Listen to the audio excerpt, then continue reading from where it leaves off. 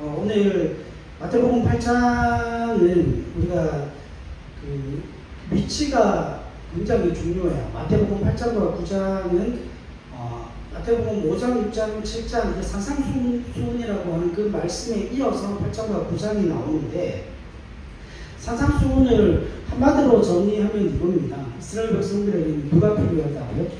주님이 필요함을 이야기하고 있습니다. 다시 말하면 이스라엘 백성들이 십자가의 대속자로 죽으셔야 예수님께서 이스라엘 백성들의 그 실패 가운데 이 땅에 오셔서 대속자로 그 십자가에 죽으셔야 우리의 죄를 담당하실 수 있고, 하나님과 우리 사이에 가려져 있던 그 죄의 강을 넘어설 수 있다라고 하는 거죠. 그러니까 이 산상수훈에 있어서 가장 중요한 목적은 뭐냐면, 제자들에게, 믿음 있는 하나님의 사람들에게 반드시 누가 필요하다는 겁니다. 주님이 필요하다는 거예요. 왜냐하면 예수님이 없이는 온전한 신앙을 가질 수 없다는 것이죠. 그 한 가지 예를 들면 이런 겁니다. 여러분, 살인하지 않은 것으로, 율법에는 살인하지 말라 그랬잖아요. 그렇죠? 그래서 옛사람에게 말한 바 내가 살인하지 말라 하였으나, 그러니까 실제로 살인하지 않으면 율법을 다 지켜 행하게 되어지는 것이죠. 그런데 예수님께서 산상수훈에서 말씀하시기를 다시 새로운 율법을 예수님께서 허락하시는데, 살인하지 않은 것으로 그 율법의 조항을 다 지키는 것이 아니라 뭐가 없어야 한다는 거예요. 그 살인이 무엇으로부터 일어납니까? 그 마음의 미움으로부터 일어난다는 거예요. 그러니까 그 마음 가운데 미움이 자리 잡게 되면 나는 결국 어떤 사람이 되어지는 겁니까? 살인자가 되어진다는 거죠.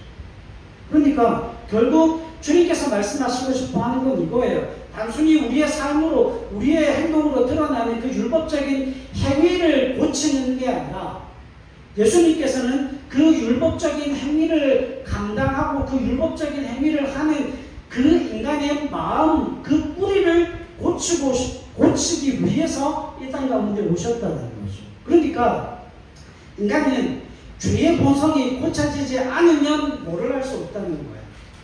율법의 참된 행위를 행할 수 없다는 거죠. 그러니까 죄의 본성을 가지고는 사랑할 수 없고, 죄의 본성을 가지고는 하나님의 은혜를 누릴 수가 없고, 죄의 본성을 가지고는 자비와 긍휼과 그 사랑과 은혜를 흘려보낼 수 없다는 거예요.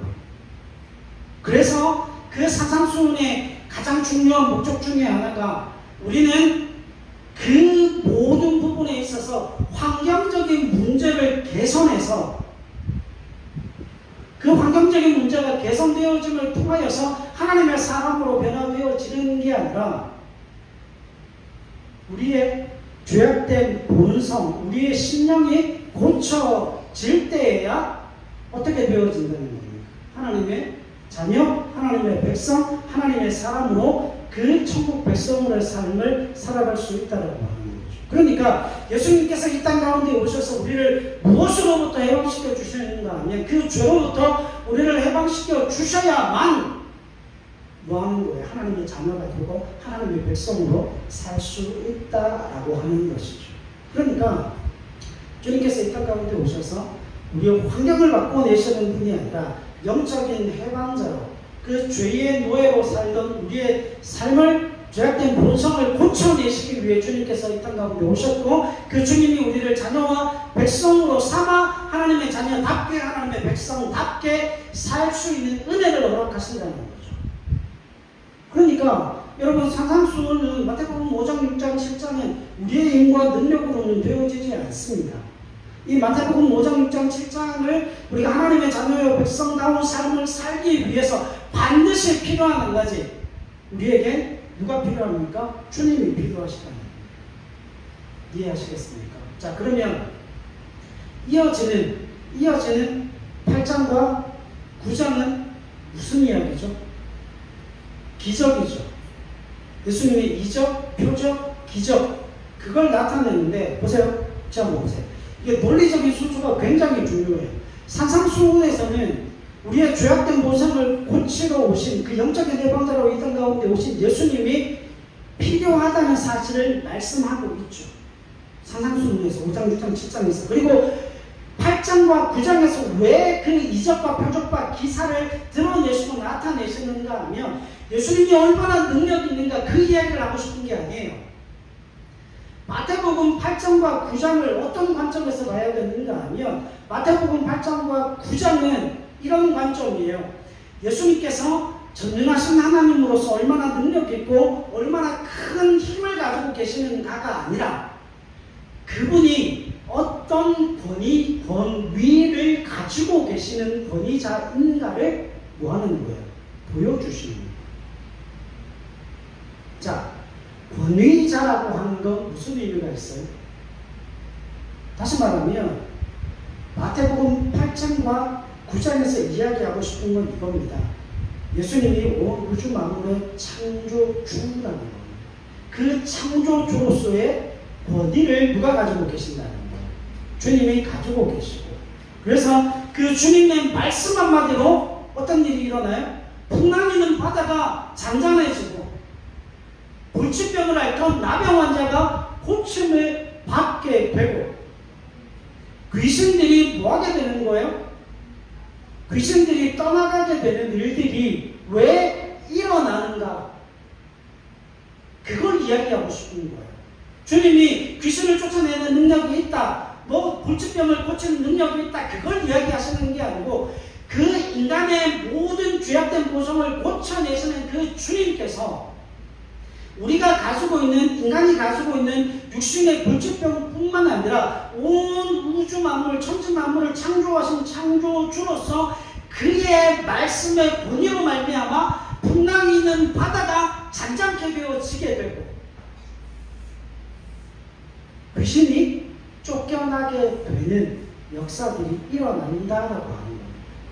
그러니까 마태복음 8장과 9장에서 나오는 모든 기적과 이적과 표적의 역사는 무엇을 드러내고 나타내는 거예요? 주님이 누구라는 거예요? 권위자라는 거예요. 어떤 권위를 가지고 계십니까? 온 우주 만물을 창조하신 창조주로서의 권위를 가지고 계시기 때문에 그분의 말씀 한마디에 천지가 두려워 떨고 풍랑이 잠잠해지고 귀신이 떠나가는 역사가 일어난다는 거예요. 그럼 성경 한 구절을 찾읍시다. 누가복음 10장. 이 구절을 보면 더 분명해집니다. 17절로 20절. 이게 70인 전도대의 모습이에요. 70인 전도대. 누가복음 10장 17절로 20절 읽읍시다. 시작. 70인이 기뻐하며 돌아와 이르되 주여 주의 이름이면 귀신들도 우리에게 항복하더이다. 예수께서 이르시되 사탄이 하늘로부터 번개같이 떨어지는 것을 내가 보았노라. 내가 너희에게 뱀과 전갈을 밟으며 원수의 모든 능력을 제어할 권능을 주었으니 너희를 해칠 자가 결코 없으리라. 그러나 귀신들이 너희에게 항복하는 것으로 기뻐하지 말고 너희 이름이 하늘에 기록된 것으로 뭐하라? 기뻐하라. 아멘. 왜 이 말씀을 하실까요? 여러분 70인 전도들을 파송하면서 두 명씩 짝을 지어 파송을 했어요. 파송을 할 때 그냥 파송하는 게 아니고 어떻게 파송하셨습니까? 뭘 주어서 보냈는가 하면 귀신을 쫓아낼 수 있는 권능을 그들에게 주셔서 보냈어요. 이해하시겠어요? 그러니까 그 70인 전도대가 전도하면서 기뻐하며 돌아오는 거예요. 왜 기뻐하며 돌아왔을까요? 복음을 전했더니 나사렛 예수 그리스도의 이름으로 복음을 전했더니 정말 귀신이 떠나가는 거예요. 그걸 주님께서도 말씀하시죠. 사탄이 하늘로부터 번개같이 떨어지는 것을 내가 보았다. 그죠? 자, 그런데 여기에 함정이 있어요. 여기에 함정이 있어요. 그 70인들이 기뻐하는 일은 70인들이 무엇 때문에 기뻐합니까? 그들이 복음을 전함으로 말미암아 그곳에서 영적인 어둠이 물러가고 귀신이 떠나가는 그것을 그들이 목도하고 그 귀신 들렸던 자가 회복되어짐을 통하여서 그들이 기뻐하고 즐거워하는 겁니다. 주님, 내가 주의 이름으로 선포하였더니 귀신이 떠나가더이다. 그래서 너무 기뻐서 귀신이 떠나간 그 일로 말미암아 기뻐서 돌아왔어요. 근데 주님께서 뭐라고 말씀하시는가 하면 20절 보세요. 귀신들이 너희에게 항복하는 것으로 뭐하지 말고 그건 기뻐할 일이 아니라는 거예요. 정말 기뻐할 일은 무엇인가 하면 너희 이름이 하늘에 기록된 것으로 기뻐하라. 자, 적으세요. 이 말씀의 해석은 이겁니다. 지금 70인 전도대가 짝을 지어서 가서 귀신 들린 자에게 나사렛 예수 그리스도의 이름으로 선포했을 때에 누가 나갔어요? 귀신이 떠나가고 그 귀신 들린 자가 회복되었습니다. 그러면 이 70인 전도대가 누구의 이름으로 선포하는 거예요? 예수 그리스도의 이름으로 선포했죠. 그러면 여러분 이게 중요한 거예요. 예수 그리스도의 이름으로 나사렛 예수 그리스도의 이름으로 명하노니 더러운 귀신아 떠나가라. 그걸 선포할 수 있는 사람은 누구입니까? 그걸 선포할 수 있는 사람은 누구예요? 주님의 제자들 아닙니까? 주님의 제자들은 예수를 믿어요, 안 믿어요? 예수를 믿는 하나님의 사람들이에요. 다시 말하면 귀신이 왜 떠나갔는가 하면 귀신이 이것 때문에 떠나갔어요. 예수를 믿는 하나님의 사람들이 그 귀신 들린 자에게 갔을 때에 그 귀신이 누구를 알아보는 거예요? 그 귀신이 누구를 알아보는 겁니까? 제자들을 알아보는 거죠. 제자들 가운데 누가 있음을 제자들이 예수 그리스도를 소유한 천국 백성 제자 하나님의 자녀들이라는 사실을 누가 알아본 거예요? 귀신이 알아왔죠. 그러니까 내가 제자가 되었고 내가 예수 그리스도를 믿음으로 영접해서 자녀와 천국 백성이 된 내가 나사렛 예수 그리스도의 이름으로 선포했기 때문에 누가 떠나가는 거예요? 귀신이 두려워 떠나가는 거예요. 그러면 귀신이 떠나가는 일은 무엇 때문에 일어난 겁니까? 무엇 때문에 일어나는 거예요? 내가 예수 믿는 하나님의 사람으로서 선포했기 때문에 떠나가게 되는 거예요. 여러분, 사도행전에 보면 스게와의 7 아들이라고 해가지고 거기에 점치는 자, 마술하는 자들이 있었는데 사도 바울이 귀신을 쫓아내는 모습을 보고 사도 바울이 나사렛 예수 그리스도의 이름으로 명하니까 귀신이 떠나가는 거예요. 그러니까 이 사람들이 귀신 들린 자 앞에 가가지고 똑같이 한 거예요. 나사렛 예수 그리스도의 이름으로 명하니 떠나가라. 그러니까 이 귀신이 뭐라고 그러는가 하면 내가 그리스도도 알고 내가 바울도 아는데 너는 누구냐? 이건 거예요. 귀신이 누구를 알아봐요? 자신에게 선포한 자신에게 나사렛 예수 그리스도의 이름으로 자신을 떠나가라고 귀신에게 떠나가라고 선포한 그 사람이 누군지 누가 아는 거예요? 귀신이 아는 거예요. 그러니까 그 귀신이 내가 그리스도도 알고 내가 바울도 아는데 내게서 떠나가라고 하는 너는 누구냐? 귀신이 보니까 하나님의 아들도 아니고 그렇다고 이 사람이 하나님의 자녀, 주님의 자녀, 천국 백성도 아닌 거예요. 쫓아내려고만 하는 거죠. 이건 뭐예요? 마술적인 의미를 하고 싶은 거예요. 그러니까 결국은 이 본문의 말씀이 무슨 의미인가 하면 귀신이 쫓겨난 것은 그 귀신 앞에 가서 복음을 전하고 나사렛 예수 그리스도의 이름으로 선포하는 그들이 하나님의 자녀, 하나님의 백성이라는 신분과 지위를 얻었기 때문에 일어나는 당연한 결과라고 하는 겁니다. 자, 질문. 여러분, 귀신 들린 자 앞에 가서 목사가 선포하면 귀신이 떠나가고 성도가 선포하면 귀신이 떠나가지 않을까요? 어느 거예요? 유교적인 경험상 성도들은 안 된다고 이야기합니다. 성도들은 안 된다고 이야기해요. 그럼 이걸 뒤집어서 물어야 돼요. 목사가 믿는 하나님과 성도가 믿는 하나님이 다른가요? 목사가 믿는 하나님은 전능하시고 목사가 믿는 하나님은 온 우주 만물의 창조주로서의 권위를 가지고 계신 분이고 성도들이 믿는 하나님은 온 우주 만물의 창조주로서의 권위를 가지고 있지 않은 주님을 믿고 계신가요? 아닙니다. 우리가 그걸 잘못 가르쳐 놨어요. 여러분, 귀신이 쫓겨나는 역사는 내가 하나님의 자녀이기 때문에 내가 하나님의 백성이라고 하는 신분과 지위를 가진 자로서의 그 선포로 말미암아 귀신이 떠나가는 거지 어떤 능력이 아니라는 거야. 이해하시겠습니까?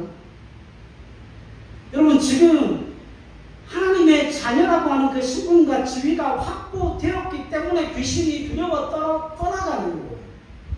그러니까 귀신 들린 자에게 예수 믿는 자가 뭐 할 수 있는 거예요? 뭐 할 수 있는 거예요? 여러분 점집에 한번 가보세요. 그냥 배운 점집이 아니고 공부해서 점을 치는 무당이 아니고 신내림 받은 무당이 있죠. 신내림 받은 무당 같은 경우에는 목사가 가면 점괘가 안 나옵니다. 나올 수가 없습니다. 그분들이 하시는 말씀이 그겁니다.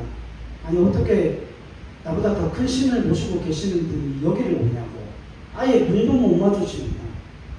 문 앞에 서서 나사렛 예수 그리스도의 이름으로 그러면 안에서 소리 지르고 난리에 가라고 방해하지 말라고, 내가 받은 신이 떠나간다고 가라고 그리고 얼굴도 못 마주칩니다. 여러분 그 귀신의 역사가 물러나는 건 어떤 탁월한 능력 때문이 아니에요. 특정한 사람이 그 귀신을 쫓아낼 수 있는 게 아니에요. 여기 나오는 70인은 예수님의 제자들입니다. 하나님의 자녀의 하나님의 백성이고 예수님의 제자로서 누구를 소유한 사람이에요? 하나님의 자녀라고 하는 신분과 지위를 소유한 사람이에요. 그거면 족하다는 거죠. 이해하시겠어요? 자, 그러니까 제자들은 무엇 때문에 기뻐해요? 귀신이 쫓겨난 것 때문에, 그 귀신이 쫓겨난 그 사건 때문에 기뻐하고 즐거워합니다. 그런데 그건 단순한 사건이 아니고, 그냥 귀신이 쫓겨난 사건이 아니고 무슨 일이에요? 그 귀신이 나가라고 선포했던 그 사람이 하나님의 자녀와 백성으로서의 신분과 지위를 이미 확보했기 때문에 일어나는 당연한 결과라고 말씀하시는 거죠. 그래서 귀신이 쫓겨나는 것으로 뭐 하지 말라고요? 기뻐하지 말라는 거예요. 그건 기뻐할 일 아니라는. 오히려 더 크게 기뻐할 일은 우리의 이름이 하늘에 기록되어진 것으로, 그것으로 기뻐하라고 성경이 말씀을 하고 있는 겁니다. 오늘 이게 우리에게 있어 가장 중요한 시험과 유혹거리가 됩니다. 자, 말씀의 결론을 좀 드리려고 해요. 여러분, 이스라엘이 왜 실패할까요? 저와 여러분들이 왜 실패를 경험할까요? 이유는 분명합니다. 여러분, 이스라엘 백성들의 실패는 우리가 구약을 쭉 읽어보면 아시겠지만 하나님을 섬기지 않아서 이스라엘이 실패하는 게 아닙니다. 하나님을 섬기면서 끊임없이 뭐를 섬겨요? 우상을 섬기기 때문에. 자, 지금부터 잘 들으셔야 돼요. 왜 이스라엘 백성들이 하나님도 섬기고 우상도 섬기는가? 이유는 그것 때문에 하나님과 우상의 차이를 구별하지 못하기 때문에 그래요. 자, 예수 믿는 사람들 중에 하나님을 우상처럼 섬기는 사람이 있을까요? 없을까요? 엄청나게 많습니다. 왜요? 하나님을 섬기는 것과 우상을 섬기는 것, 그걸 구별을 못해요. 오늘 그거 잘 구별하셔야 됩니다. 여러분, 이스라엘은 하나님도 수단이고 우상도 수단이었어요. 이해하십니까? 다시 말하면 이런 거예요. 여러분, 주님이 마태복음 8장과 9장에서 주님이 번위자라고 하는 그 의미에는 주님이 온 우주 만물을 창조하신 창조주로서 누구도 창조하셨다는 거예요. 나도 주님이 창조주로서 조물주로서 나를 만드셨다는 거예요. 그러면 보세요. 여러분, 창조주가 나를 만드셨다면 내가 이 땅 가운데 존재해야 될 가치와 이유와 내용과 목적을 누가 정하시는 거예요? 하나님이 정하십니다. 자, 이게 가장 큰 문제입니다. 이게 가장 큰 문제예요. 이스라엘 백성들의 가장 큰 실패가 이것 때문이에요. 여러분, 이스라엘 백성들이 하나님의 선민입니까? 아닙니까? 하나님이 누구를 선택하셨어요?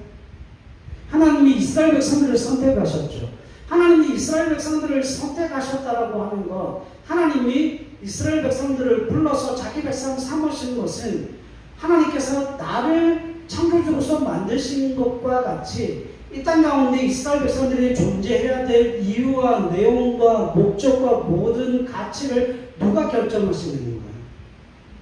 하나님이 결정하신다는 거예요.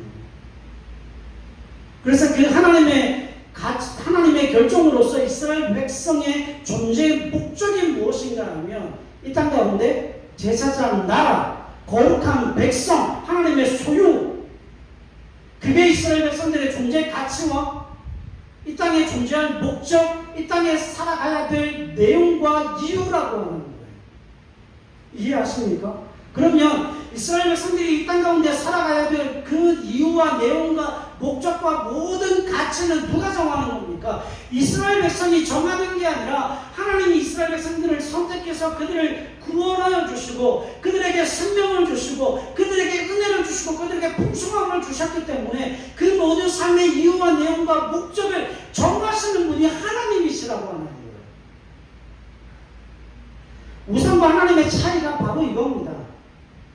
우리가 우상을 왜 섬기는가? 우리가 우상을 왜 필요로 하는가? 그 우상에게는 뭐가 있기 때문이에요. 우상은 힘을 가지고 있기 때문에 우상이 가지고 있는 그 힘을 통하여서 이 땅 가운데 내가 하고 싶어 하는 것, 내가 살고 싶어 하는 내용, 그리고 내가 이 땅 가운데 내가 정한 이유와 내용과 목적과 가치를 이루기 위해 뭐가 필요한 거예요? 우상이 가지고 있는 그 힘이 필요한 거예요. 그래서 그 우상을 통하여서 내가 이루고 싶어하는 가치, 내가 이루고 싶어하는 목적, 내가 이루고 싶어하는 내용, 내가 이루고 싶어하는 그 모든 것들을 우상을 통해서, 우상의 힘을 통해서 이루고 싶어하는 것. 그게 이스라엘 백성들로 하여금 끊임없이 누구를 섬기게 만드는 거예요? 우상을 섬기게 만드는 거예요. 그러니까 여러분, 예수 믿는 하나님의 사람들 중에 이런 사람들이 얼마나 많은지 몰라요. 여러분, 하나님이 우리에게 물질을 주시면 왜 그 물질을 주시는지 하나님께 물어야죠. 하나님이 우리에게 건강을 주시면 하나님이 이 건강을 가지고 내가 뭘 하기를 원하십니까? 그걸 하나님께 물어야죠. 근데 우리는 그걸 전혀 다르게 사용합니다. 하나님이 건강을 주시면 내가 이거 할게요. 하나님 물질 주시면 이거 할게요. 그러면 하나님 건강 주시지 않고 물질 주시지 않으면 그거 안 하겠다는 이야기 아닙니까? 그러면 결국은 물질과 건강과 내가 바라고 있는 그 모든 욕심들을 통하여서 결국 뭐 하자는 거예요? 내가 원하고 내가 바라고 내가 소원하고 내가 기대하는 것들을 이루기 위해 뭐를 동원하는 거예요? 믿음과 신앙을 동원하는 거예요. 하나님을 동원하는 거예요. 여러분, 그게 성경은 정확하게 우상 숭배라고 이야기해요. 여러분 보세요. 자, 보세요. 이스라엘 백성들에게 하나님은 그 이스라엘 백성들과 주위의 나라와 민족과 열방들에게 하나님은 어떤 하나님으로 알려졌는가 하면 전쟁의 신으로 알려졌어요. 전쟁의 신. 여호와의 법궤를 가지고 나가면 반드시 이깁니다. 승리합니다. 자, 그러면 가나안 땅에 들어가서 이스라엘 백성들에게도 마찬가지고 그 주위의 나라와 민족과 열방들에게 하나님이 전쟁의 신으로 알려졌는데 가나안 땅에 딱 들어가니까 가나안 땅에는 뭘 숭배합니까? 바알과 아세라, 풍요와 다산을 주장하는, 관장하는 신이 있습니다. 그러니까 생각하면 이거예요. 하나님은 전쟁의 신이신데, 근데 우리가 가나안 땅에 들어가면 농사 짓고 살아야 되는데 그 땅에 풍요와 다산을 관장하는 신이 바알과 아세라니까 전쟁의 신을 섬기면서 주위에 있는 나라와 민족과 열방들로부터 보호함을 받고 바알과 아세라를 섬기면서 풍요와 다산의 축복을 받음을 통하여서 뭘 누리겠다는 거예요? 생명과 풍요의 보장을 얻고 싶어 한다.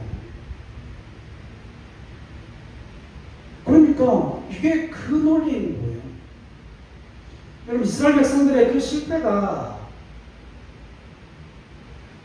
단순히 이스라엘 백성들의 문제만은 아닙니다. 그냥 내내 이스라엘 백성들이 그 하나님과 우상을 겸하여 섬겼던 이유가 바로 여기에 있어요.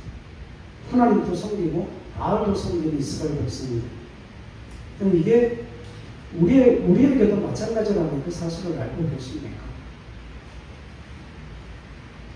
여러분, 우리는 하나님이 내 편인 것으로 만족이 안 되죠. 하나님이 내 편인 것으로 만족이 되십니까? 만족이 안 됩니다. 그래서 날마다 그러잖아요. 하나님 내 편인가 알아요. 그런데 돈도 주세요. 명예도 주세요. 권력도 주세요. 좋은 직장도 주세요. 좋은 집도 주세요. 그러면서 하나님 앞에 기도하잖아요. 이게 뭐 하자는 거예요? 이거 뭐 하자는 거예요? 이스라엘 백성들이 하나님도 섬기고 바알도 섬기는 거랑 이게 다를 게 뭐가 있습니까?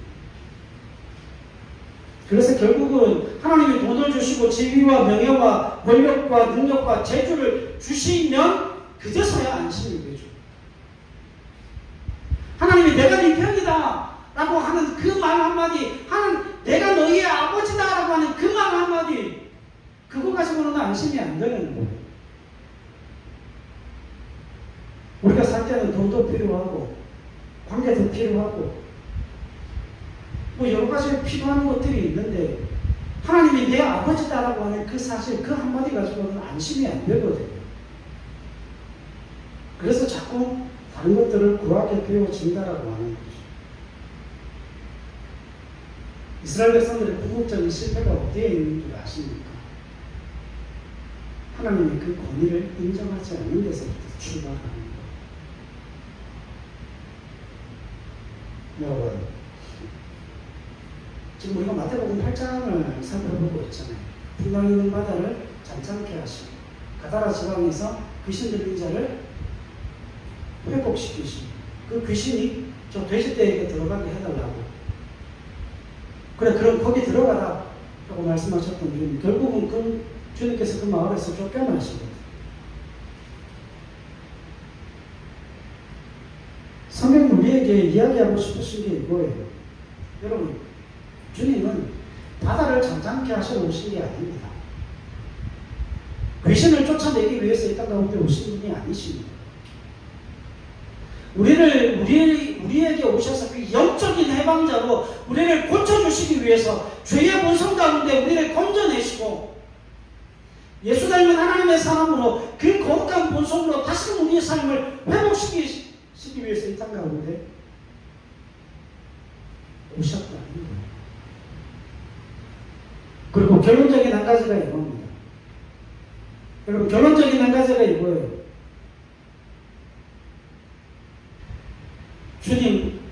주님 한 분으로 충분하다는 거예요. 왜? 그분이 온 우주 만물의 창조자요, 권위자이시기 때문에 그분이 말씀하시고, 그분이 선포하시고, 그분이 만지시고, 그분이 동행하시고, 그분이 함께 하시면 충분하다라고 하는 거예요. 그러니까 여러분, 바알과 아세라는 우리에게 필요 없어요. 주님이 때마다 일마다 돕는 은혜를 우리 가운데 허락하시고, 주님이 우리의 삶의 모든 필요를 채워주시고, 우리의 인생의 그 이유와 내용과 목적과 가치를 하나님이 정하심으로 말미암아 그 하나님이 정하신 인생의 가치와 내용과 이유와 목적을 따라 우리의 삶을 살아가게 될 때에 하나님은 우리의 모든 삶을 충분하게 만족함으로 채워주시겠다 말씀합니다. 이게 핵심이에요. 왜? 그분이 권위자이기 때문에, 그분이 온 우주 만물을 창조하신 창조주이시기 때문에 능히 우리의 삶을 채우시고, 그리고 우리의 삶에 인도자가 배워주신다고 하는 거죠. 자, 정리하겠습니다. 여러분 쳐보세요. 이스라엘 백성들의 실패와 우리의 실패에 있어 가장 중요하게 닮은 꼴이 뭐냐면, 우리는 자꾸 우리의 인생의 이유와 내용과 목적과 그 가치를 자기가 정하려고 해요. 나는 어떤 사람이 되겠다. 나는 어떤 사람이 되겠다. 이거 틀렸어요. 나는 어떤 사람이 되겠다가 아니라, 하나님 내게 이런 재능을 주시고 하나님 내게 이런 은혜를 주셨는데 내가 어떤 방향으로, 내가 어느 곳에 내가 어떻게 쓰임받기를 원하십니까? 하나님 나를 빚어가시고 나를 만들어가시고 하나님께서 나를 어떤 곳으로 이끌어 인도해 가시던 그 길 위해서 충성하고 헌신한 하나님의 사람으로 살겠습니다. 이게 믿음과 신앙의 고백입니다. 그래서 제가 그랬잖아요. 꼭지점 점 하나 찍어주고 그걸 향해서 달려가면 안 된다고요. 점 하나 찍어주고 그게 아니면 안 된다. 여러분 그게 우리의 교만이고 그게 우리를 실패하게 만드는 길이라고 하는 거예요. 우리 인생의 이유와 내용과 목적과 가치는 하나님이 정하십니다. 그래서 우리가 하나님 앞에 기도로 묻는 거예요. 하나님 내게 이런 재능을 주셨습니다. 하나님 내게 이런 은혜를 주셨습니다. 하나님 내가 가지고 있는 이런 재능과 이런 은혜를 가지고 내가 하나님 이 땅 가운데 어떤 사람으로 어떤 하나님의 영광을 드러내고 나타내며 살기를 원하십니까? 내게 믿음의 길을 허락하시고 은혜의 길을 허락하여 주시옵소서. 그래서 여러분 줘보세요. 내가 이 길을 원했는데 하나님 이 길을 주셔도 전혀 문제가 없는 거예요. 왜 그런 줄 아십니까? 왜 그런 줄 아세요? 내가 이 길을 원했지만 내 삶의 길의 이유와 목적과 내용과 가치를 정하시는 하나님이 이 길이 아니라 이 길로 인도하시면 감사하게 그 길을 가면 돼요. 근데 우리는 나는 이걸 원했는데 하나님이 이쪽 길을 주신다고 그 길 가면서 얼마나 욕을 하는지 몰라요. 그래서 하나님 안 계신다. 하나님이 나를 싫어하신다. 하나님 나를 미워하신다. 그래서 믿음과 신앙에서 탈선하는 인간들이 얼마나 많은지 몰라요. 여러분 예수 믿는 하나님의 사람들은 정말 믿음의 사람들은 내가 바라고 원하는 그 믿음의 길이 열려지지 않고 다른 길이 열려진다 할지라도 그 길이 하나님께서 우리에게 정하신 하나님의 이유와 내용과 목적과 가치로서의 그 믿음의 기름을 인정할 수 있는 사람들이 되어져야 한다는 거예요. 우연은 없어요. 여러분 정말 우연은 없어요. 그 모든 길이 하나님 은혜의 장중에 열려지고 하나님의 은혜의 장중에 우리가 그 믿음의 길을 가는 것이지 너 저기로 한번 가봐라. 너 저기로 한번 가봐라. 그렇게 가는 길 아니에요. 하나님이 계획하시고 하나님이 설계해 놓으신 그 길을 우리는 가는 겁니다. 그러니까 여러분 보세요. 나는 이 길을 원했지만 하나님이 이 길로 가라 하시면 거기에 뭐가 있는 거예요? 하나님의 뜻, 하나님의 가치, 하나님의 이유, 하나님의 내용, 하나님의 목적이 거기에 있다라고 하는 겁니다. 한 가지 예만 들고 마치겠습니다. 여러분 목사가 어느 교회에 부임해 갈 때 대부분 6개월만 하고 그만하는 교회는 없어요. 목사님 모셔서 6개월만 사역해 주시겠습니까? 그렇게 목사를 구하는 교회는 없습니다. 그렇지 않습니까? 적어도 2년, 3년은 사역할 사역자를 구하지. 그런데 사역을 하다가 보면 그런 경우들이 생겨요. 여러분 제가 대전에 6개월 있다가 왔어요. 6개월 있다가 여기에 왔어요. 여러분 가서 제가 거기서 6개월만 사역할 것이라고는 단 한 번도 생각해 본 적이 없습니다. 왜냐면 제가 가장 짧게 사역해도 보통 2년, 3년 사역을 했었으니까. 근데 제가 지난번에 말씀을 드렸죠. 거기에도 누가 있는 거예요? 거기에도 말씀으로 살려야 될 사람들이 있는 거예요. 그래서 그 한 사람 때문에 저를 그곳에 보내시고 다시금 이쪽으로 보내신 건 아닙니까? 여러분 사도 바울을 왜 아시아가 아니라 유럽으로 보내셨습니까? 루디아 한 사람 때문이에요. 그 루디아를 지키시고 그 루디아에게 기도의 응답을 주시고 그곳에 루디아를 통해서 교회를 세우시기 위해서 사도 바울을 2000km가 넘는 그 길을 여행하게 만드신 거예요. 사도 바울이 얼마나 아시아로 가고 싶어 했는데요. 사도 바울이 얼마나 꼿꼿한 사람입니까? 다른 사람 말 절대 안 듣는 사람이에요. 근데 하나님께서 그 사도 바울의 의지를 꺾으셔서 아시아가 아니라 유럽으로 마게도냐로 가게 하셨어요.